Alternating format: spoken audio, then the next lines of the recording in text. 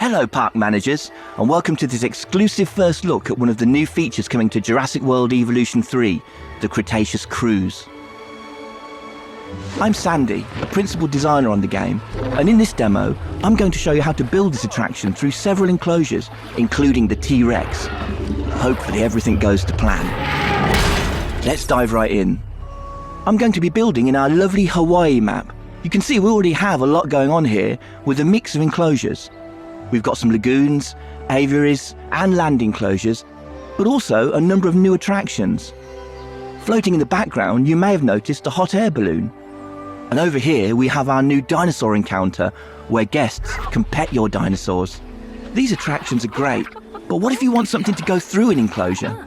Veterans of the game will be familiar with our gyrospheres, which will be making a return. However, the Cretaceous Cruise lets your guests view dinosaur families whilst cruising along rivers and water bodies, opening up all sorts of interesting ways to construct your enclosures with this attraction in mind. Like all our attractions, I'm going to need an entrance. We have our building already placed down. Jurassic World Evolution 3 now features modular building, meaning you can customize buildings like this to your heart's content. We have 3 enclosures we want this ride to pass through, so our guests get to see a wide variety of dinosaurs, including that T-Rex we mentioned. I've placed a couple of security cameras around. We should be safe if things get a little chaotic. Let's start adding a track. It's incredibly easy. Clicking here, I can simply lay down the route I want, adjusting the path to be curved or straight as needed. And while this is a great starting point, our new scenery pieces mean we can make these spaces even more interesting. Let's make the ride feel more dynamic by adding a rock arch. If we go into the scenery panel, we have a wide variety of rocks to choose from. Very easily, we're able to create something unique for our ride. And then I think we want another type of structure over the path. Over here, we have a structure we've turned into a blueprint. There we go, that looks great. Now we've reached the end of the enclosure, we need some more water in order to continue the ride. Let's place that down and add a track through this fence.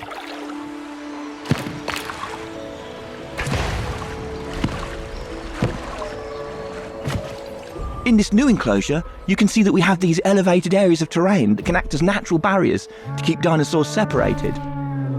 You no longer need to rely purely on fences to house your dinosaurs. I'm also moving into deep water now. Deep water is a new feature and a need for some of our dinosaurs. Certain species will be able to navigate through the water or swim. We can see in this enclosure we have some brachiosaurs. They're able to wade through deep water. On the banks of the river, you can also see foliage we've laid down to create a canopy around this area. Let's use one of the compound brushes to finish off a section over here. The scenery brushes make detailing your spaces super simple. We now have our ride complete. Let's open it and head down to guest level. There's multiple perspectives you can choose from when interacting with the kayak. You can observe from third person, first person, or even take control of the ride. In this perspective, you will take control, allowing you to move the kayak freely both along the track ride or outside it. From this vantage point, you can get up close to the dinosaurs. Let's take a look at our Parasaurolophus. In this enclosure, we have a number of males and females, each with their own unique colour and pattern, making the dimorphism quite apparent.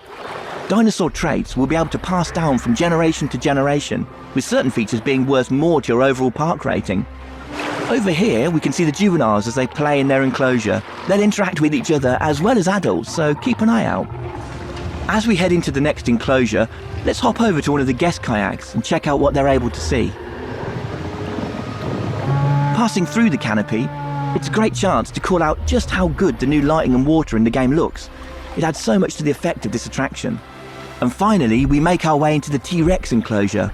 These guys can get a bit restless with boats travelling through, so you want to keep an eye, or preferably a security camera, on these sorts of enclosures. That about brings us to the end of our demo, and hopefully you can see just how creative and dynamic this new ride will be. There's so many ways to integrate it into your parks. I'm very excited to see what players will do with it when the game launches on October 21st.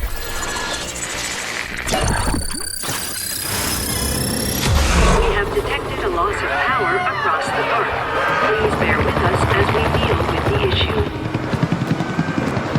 Ladies and gentlemen, as a precautionary measure and for your safety, please proceed to your nearest shelter.